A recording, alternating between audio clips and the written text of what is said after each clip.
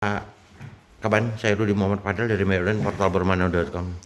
Terkait dengan ramenya pembahasan di media-media mainstream maupun media sosial di Kabupaten Lebong ini terkait dengan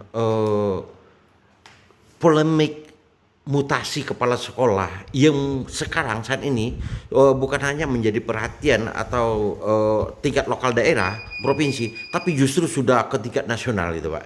Sesungguhnya seperti apa dan bagaimana Pak? Ya, terima kasih. Saya langsung jawab informasi terkait pelantikan kepala sekolah.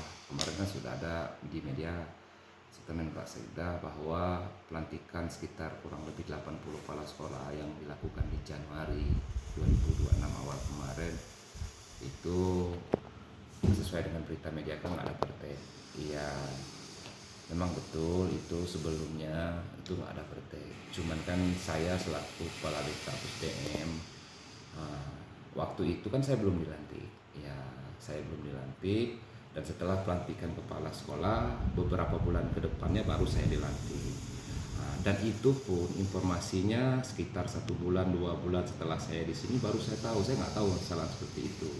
Cuman kalau kita mau mengkaji, mengkronologiskan sesuai dengan regulasi dan aturan yang ada, sebenarnya pelantikan kepala sekolah itu seperti ini. Dia mengacu pada Permendikdasmen nomor 7 tahun 2025. Itu dasarnya salah satu. Yang kedua, ada semacam surat edaran bersama dari Permen Menteri Pendidikan dan Dasar Menengah, Pendidikan Dasar dan Menengah, dan Kepala BKN RI, Badan Kepegawaian Negara Republik Indonesia, itu di nomor 9 tahun 2025 dan nomor 5 tahun 2025 tentang pengangkatan kepala sekolah sebagai tugas tambahan termasuk kepala sekolah dan pengawas. Itu salah satu dasarnya. Jadi seperti ini. Jadi di Permendikdasmen nomor 7 tahun 2025 itu kan klausal aturan itu kan jelas itu di regulasinya. Salah satu persyaratan nanti bisa dilihat nanti di Permendikdasmen nomor 7 2025. Dibentuknya tim pertimbangan, orang-orangnya itu dijelaskan. Sudah itu operator Digbud menginput hasil dari tim pertimbangan ini untuk mengusulkan siapa-siapa saja kepala sekolah yang akan diusulkan. Jadi operator Digbud itu menginput di aplikasinya, diinput untuk pengusulan kepala sekolah itu namanya di aplikasi yang punya Kementerian Dikdasmen ini tadi itu namanya KSPSTK.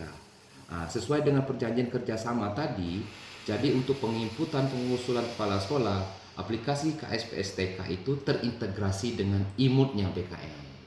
Imutnya BKN. Apabila dua korelasi ini sudah diinput, terintegrasi, dan diverifikasi oleh dua aplikasi ini, kalau memang kepala sekolah itu memenuhi syarat dari KSPSTK itu dengan si imut, terintegrasi dengan si imut, diverifikasi oleh aplikasi si imut, dia conteng biru, dia memenuhi syarat, maka keluar perteknya. Itu sebenarnya prosesnya.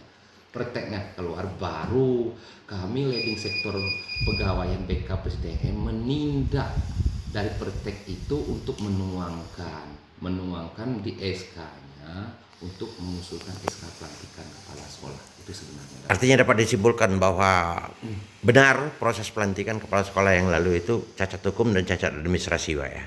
Yang masalah cacat hukum, saya kan bukan orang hukum. Ya. Ya, kalau masalah administrasi, kalau saya lihat memang seperti itu sesuai dengan di berita media. Ya, mungkin mudah-mudahan ke depan, ya marilah sama-sama kita perbaiki. Ya, namanya aja kita manusia, namanya aja aplikasi. Ya mungkin nanti, mungkin sebelum ini sesuai apa yang disampaikan oleh orang Dikbud, memang apakah aplikasinya gimana? Saya nggak tahu, soalnya kalau punya kementerian kan bukan kewenangan kami, dan juga kami sedikit pun tidak mengetahui hal itu. Seperti kita ketahui bahwa pejabat sekretaris daerah Kabupaten Lebong sudah mengakui bahwa pelantikan tersebut memang belum adanya pertek dari BKN. Ya. Nah artinya secara kalau belum ada pertek BKN, operator Dikbud belum melakukan input data sesuai dengan regulasi berdasarkan Permendikbud seperti yang dibahas tadi Pak, yang disampaikan tadi. Saya nggak berani menyimpulkan seperti itu. Kenapa? Makanya saya bilang tadi, saya nggak tahu sebatas mana aplikasi ini, mulai dari operatornya, istilahnya timnya, menginput di aplikasi KSPSTK. Itu kan bukan kewenangan kami. Ya. Ya, bukan kewenangan kami. Ya. Kalau memang itu misalnya mereka sudah melakukan inputan, sudah melakukan istilahnya verifikasi untuk pengusulan oleh tim pertimbangan, ya mungkin kendalanya di mana saya nggak tahu. Itu kan bukan istilahnya, Ya. bukan aplikasi. Tapi yang jelas pelantikan tersebut belum mendapatkan pertek dari BKN. Iya, itu seperti yang disampaikan Pak Seda. Nah. Ya, mudah-mudahan ke depan kan ada statement Pak Seda itu dari 80, 30 sudah keluar pertek. Ya, yang 50 belum. Mudah-mudahan ini permasalahan ini marilah sama-sama kita urai untuk kebaikan. Terkait dengan isu adanya transaksi dengan jabatan kepala sekolah itu? Sedikit boleh saya ketawa Pak ini ya. Ya, Saya nggak ya. tahu. Pertama itu saya bilang tadi, proses itu kan terjadinya sebelum saya di sini. Ya. Itu satu. Saya nggak tahu perkembangan secara detail di mana. Yang kedua ini kan ada yang kemarin dan baru-baru ini berita ini pakai ini, bahkan ada yang semacam bukti transfer ya. Ya. Itu kan bukan di kami. Kalau saya yakin, saya tegaskan kalau kami BKPSDM, saya sendiri nggak ada itu sama sekali. Ya. Tambahan Pak, satu lagi Pak terakhir, adanya dugaan perilaku salah satu pejabat di BKPSDM ini yang dituding sering menghambat pelayanan, terutama tugas belajar dan sebagainya. Itu seperti apa tanggapannya Pak? Iya, alhamdulillah ya udah masuk di sini udah hampir 4 bulan 5 bulan. Ya. Begitu saya sertijab, saya sampaikan dengan kawan-kawan yang ada di sini satu kata kunci dengan saya. Tak usah kita mempersulitkan urusan orang lain. Ya, tak usah kita melambatkan pekerjaan. Kalau bisa kita kerjakan hari ini, untuk apa kita tunggu besok? Jangan pernah sekali-sekali kita mempersulitkan orang lain, dosa kita. Oke, terima kasih Pak.